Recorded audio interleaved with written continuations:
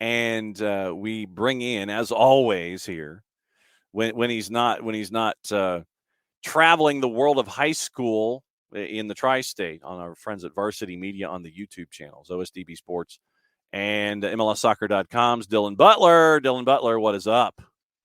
What's going on? How are you? We are having. Oh, first off, what's the mug? Oh, not that they're playing well or anything, but Yankees. Ah, okay. So he's so Dylan is sporting his Yankees mug this morning.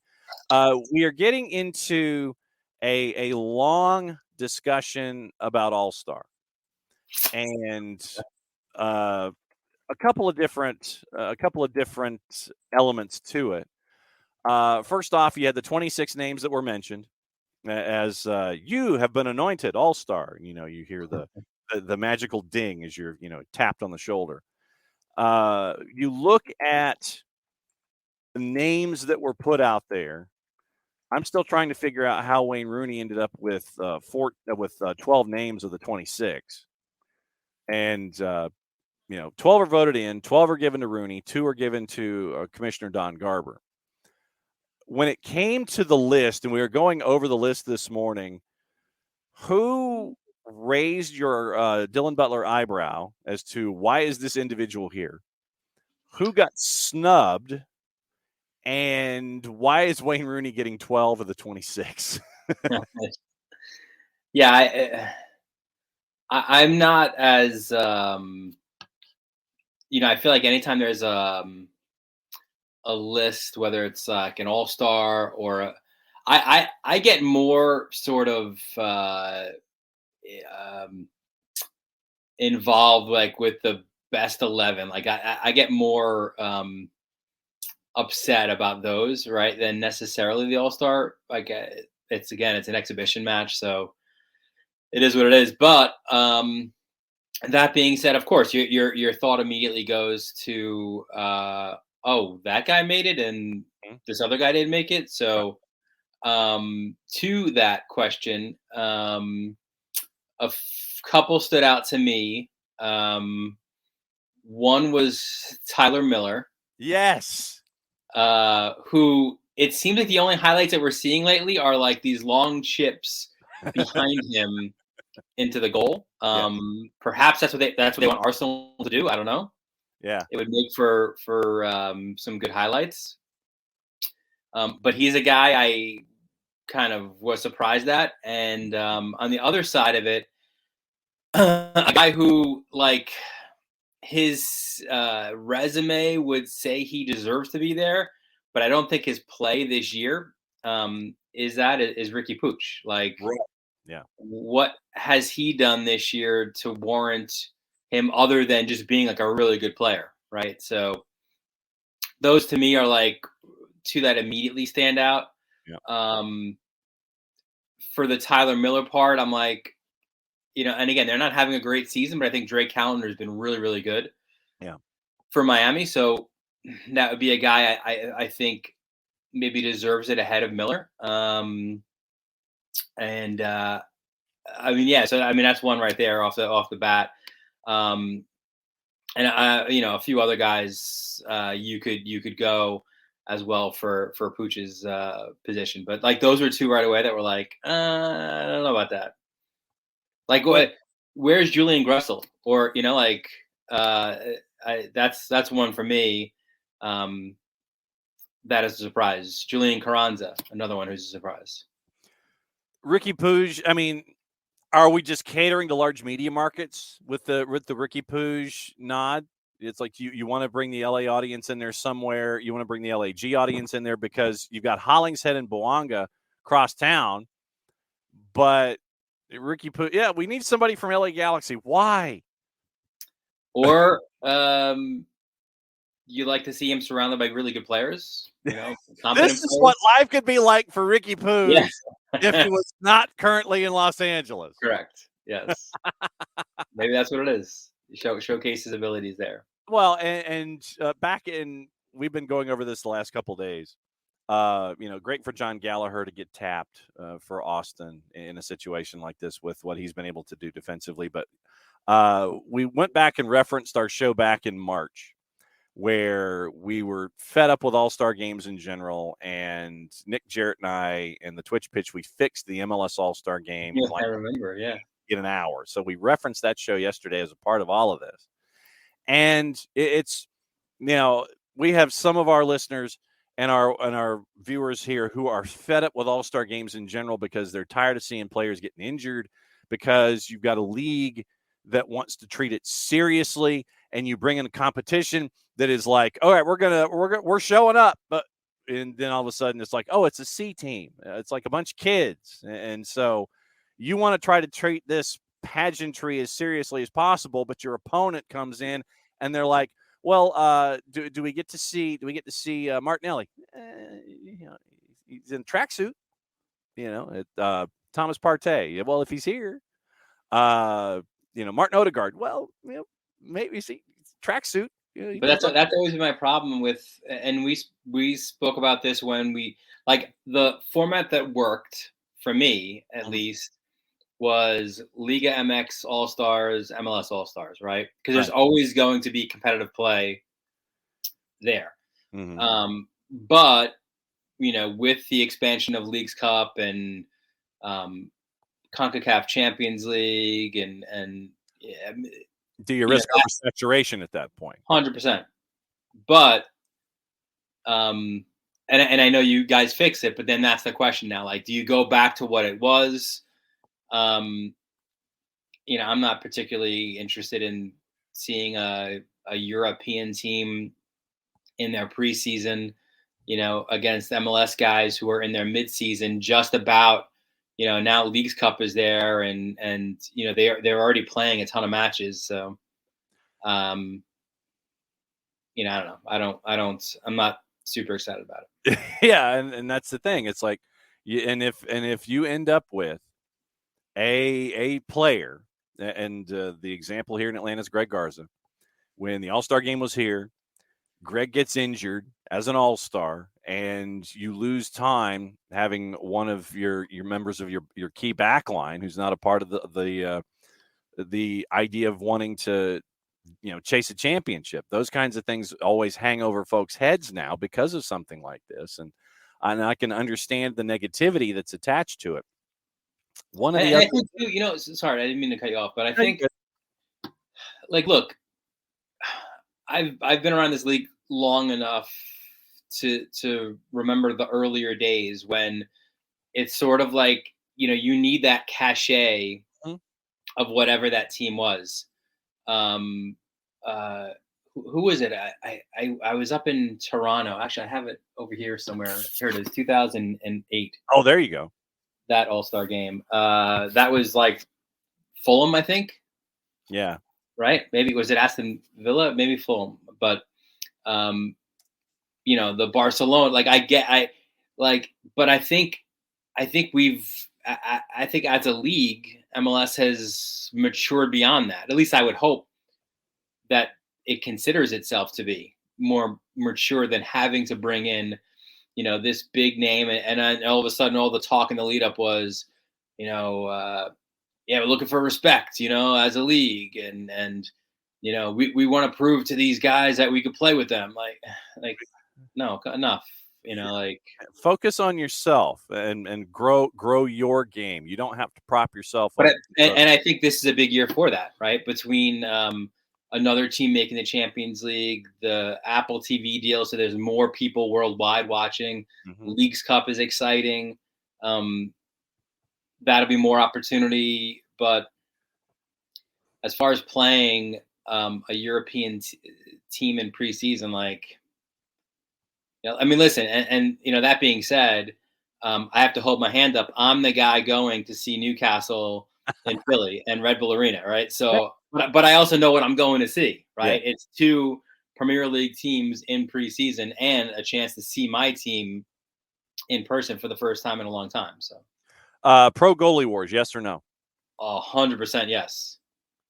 And the fact that it's I'd be more excited for goalie wars than almost anything else. I mean, and the fact that, and I thought it was an interesting twist that you're bringing in MLS Next Pro keepers, and I thought that was a nice touch where you can have that kind of expansion with what's going on. In fact, I would rather probably watch 2 hours of goalie wars and have it from all of the American soccer pyramid.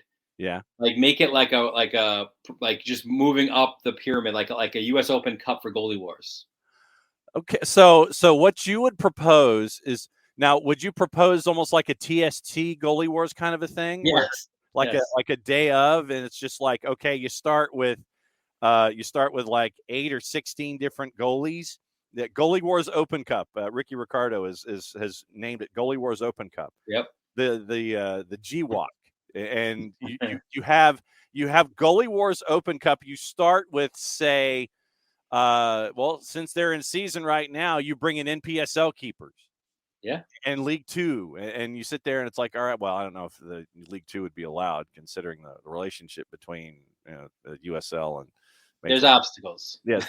So NPSL would sit there and go, yep, we're in. So NPSL would be in, and you work your way up that way, and you work your way through the pyramid and MLS Next Pro, and you turn it into a showcase for what you would see. So Dylan Butler's GWOC, the Goalie Wars Open Cup, and turn it into and then the survivor of the American soccer pyramid portion will now go up against Arsenal's keepers. And the All-Star game's over now. Yes. See, once again, we continue to fix the matches that are put upon us for a television product, and see, we're making the game better, which is what we want to do here at SDH on a daily basis. Dylan Butler hanging out for his Wednesdays with Dylan. When it comes to, and this was the other part that we were getting into this morning when it came to the discussion about ratings. Rich Ransom, our resident Philadelphia Union fan and watcher from the Philly area, was wondering about the idea of, would ratings and attendance be either better or worse if it was MLS self-contained versus MLS going up against MLS versus Arsenal C team.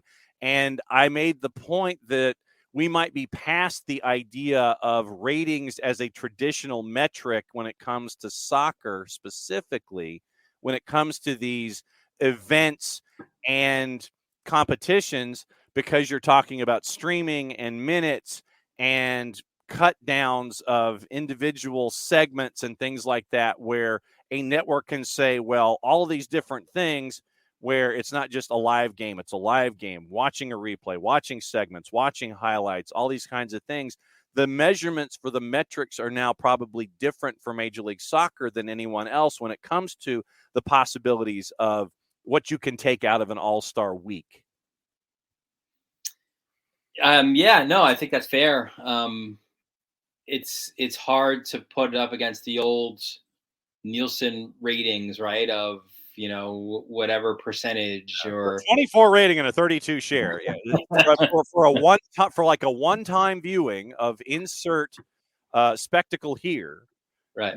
Now with Major League Soccer, it's like the possibilities of all these different things. You sit there and it's like, well, we had, 13 gazillion minutes by X number of views, and all these different things were watched, and this was our most popular element that was watched, and you're not attaching yourself to what we're used to having to sit there and gauge when it comes to ratings and shares and viewing and all these kinds of things. Yeah, no, I think that's a good point. Just as I guess the All-Star game itself evolves, so too should the ratings perspective, I guess, right? Change as well. Yep. All right, let's talk about the actual games themselves. Now that we've fixed we've added Goalie Wars Open Cup to the whole process.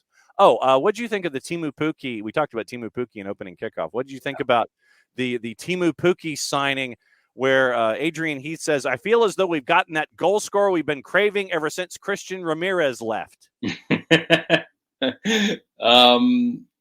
He's probably not wrong. You could have kept Christian Ramirez, but okay. Yes, fair. And they, it's they figured they'd go out and they'd find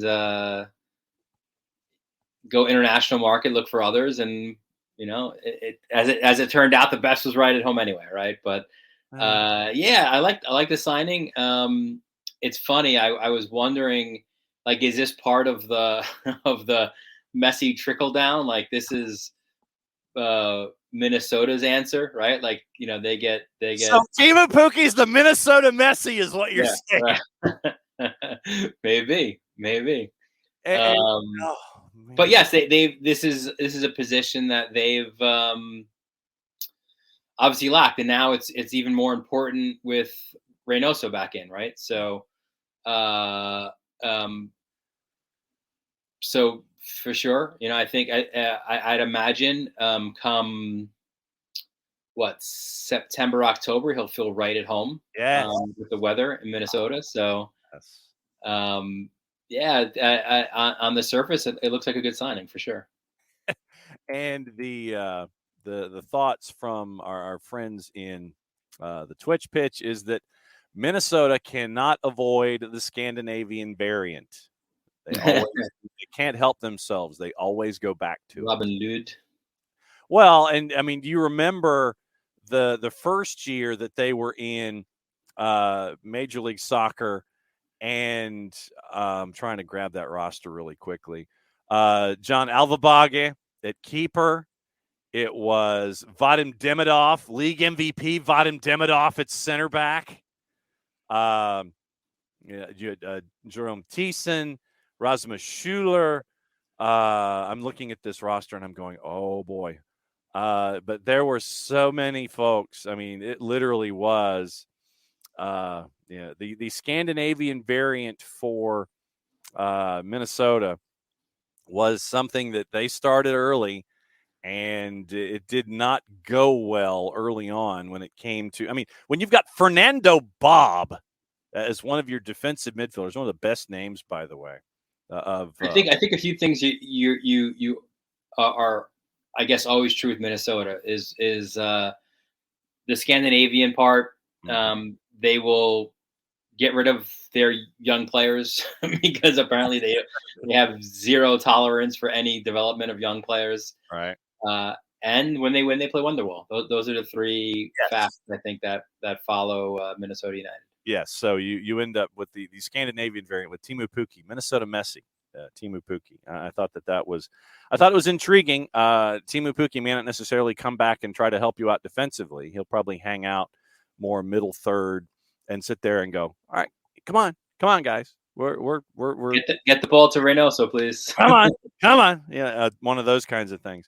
The week that was in Major League Soccer, what stuck out to you with all of the activity that happened last week in MLS? What has stuck with you over the last couple of days? I got to go back now. I got to remember. Let's see, match day 21.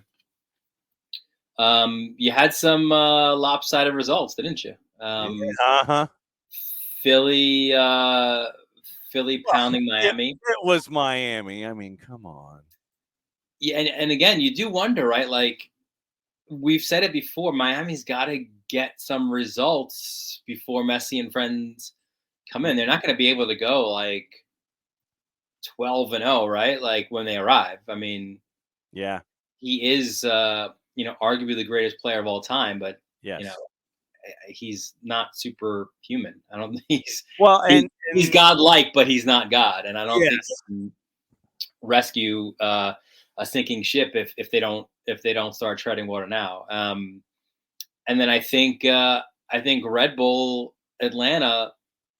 I mean, from a Red Bull perspective, all those underlying numbers, it feels like they finally in this match against Atlanta like showed. We can. Yes, we know that we can score goals, and now we're proving that we can score goals. And of course, it comes against Atlanta, right? Like again, it's one win, I think, right? Two wins if you count the playoff game, which is obviously the most important game to count. but what is it now? Two wins all time for Atlanta, and they've never won at Red Bull Arena. Correct. So, those were a couple, and obviously the end of the Bob Bradley era with a loss to New England. So to me, those. Oh, and of course Vancouver, right? Like that was such a great result for them. You love Vanni Sartini just sort of like, hey, Ryan Gauld, I know that you're in the middle of the park, but we've got an idea for you. And he's like, what? Gaffer, what? Like, what are we doing? Yeah, you can go play left wing back. Yes. Have fun. Well, and because of that, apparently Vanni Sartini is going to be singing Rockstar with Nickelback on stage in Vancouver. I thought you were about to say that was part of the All-Star weekend. See, that'd be pretty funny if it was. But yeah, apparently Vanni Sartini is a fan of Nickelback, and it got trickled back to the band, and so he gets to sing Rockstar. Well, he's the guy. He's the fan. Yes. Yeah, right. Sartini is. We have yet to talk about one of the games that was not mentioned, and it was New England Revolution 2, Toronto FC 1. And that was the last match that Bob Bradley was going to be head coach / general manager for Toronto FC. So what about Bob?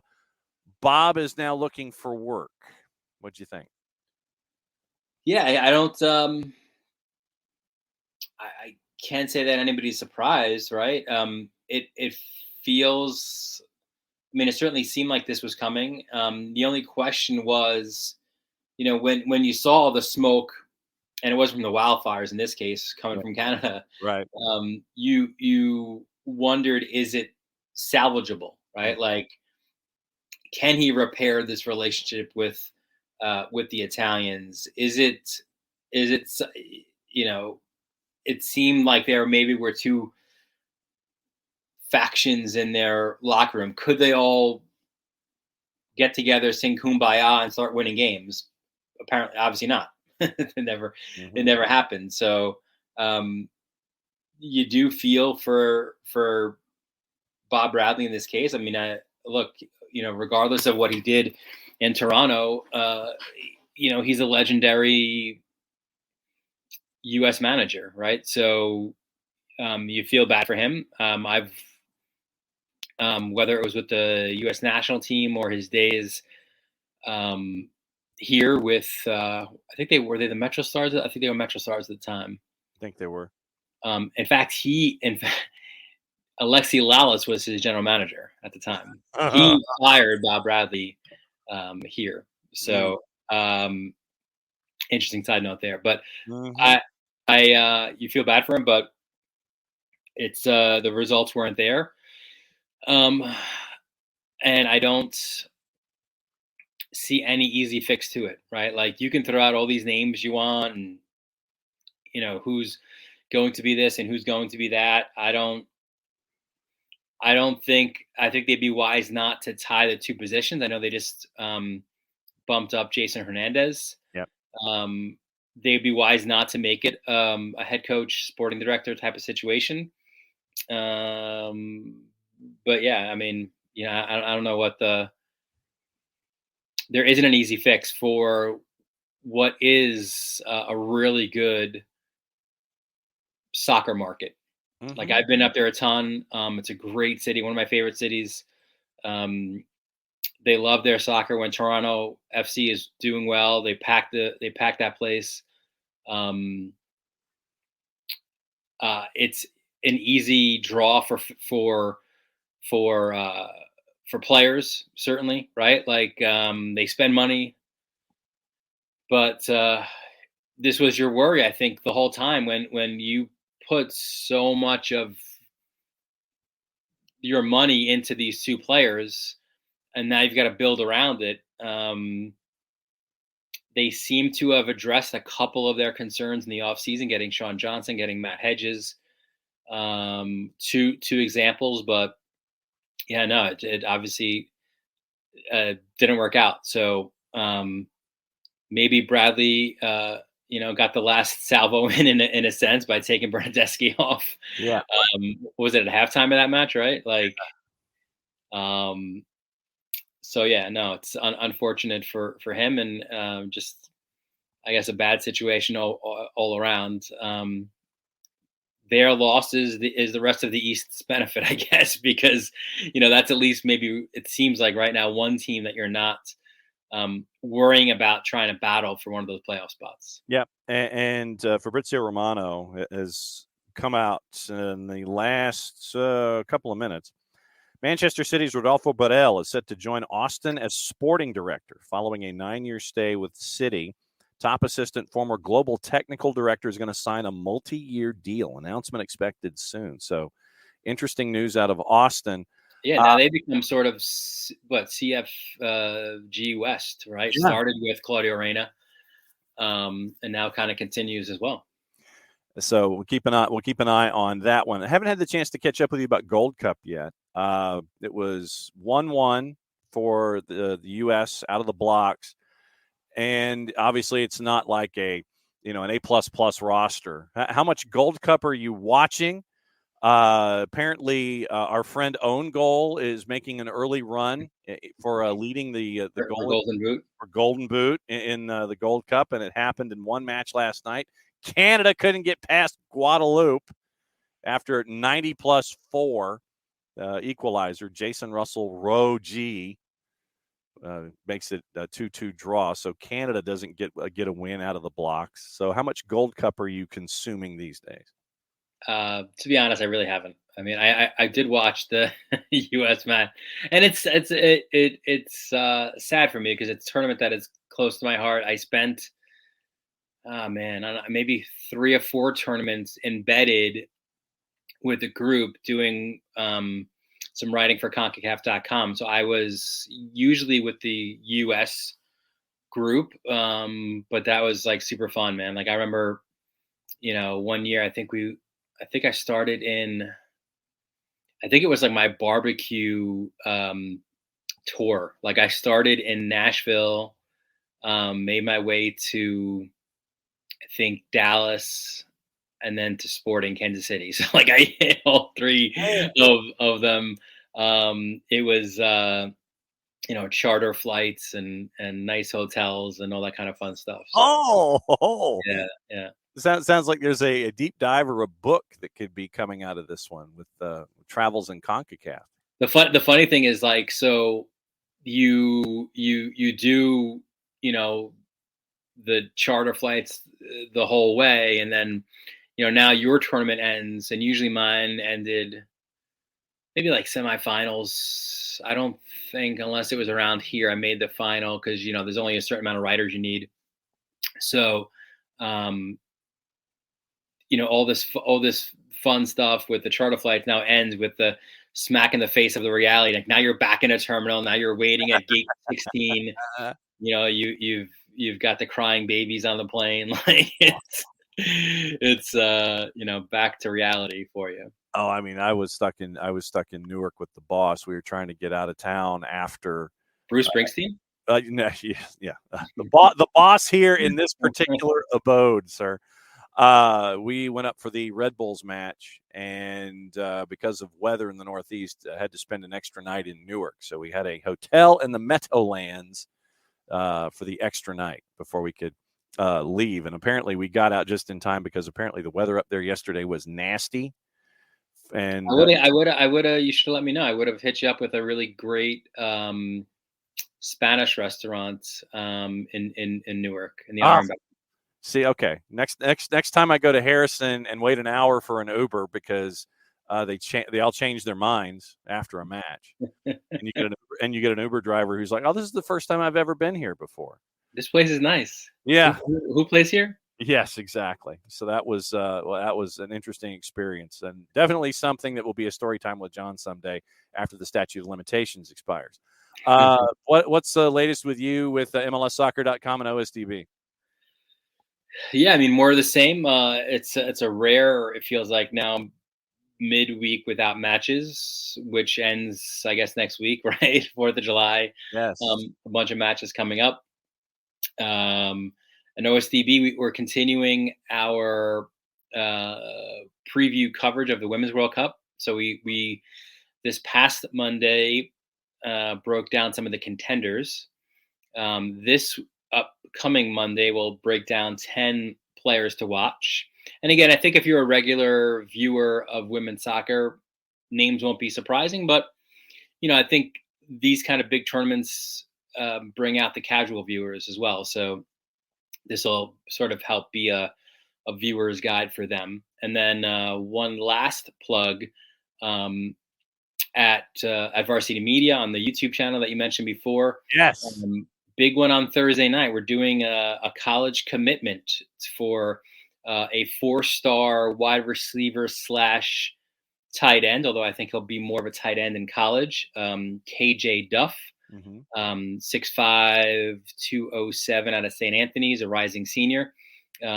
He's down to a 3 of Rutgers, Miami, and North Carolina. And we'll have that announcement live from the main event in Farmingdale. So we'll be on location Thursday night. Coverage will start about 6:15, 6:20 on our YouTube channel. So if you're a college football fan, a fan of any of those teams, tune in, find out where KJ Duff is going to go. Visited Rutgers back on June the 2nd, visited North Carolina as he was recruited by Freddie Kitchens back on June the 9th.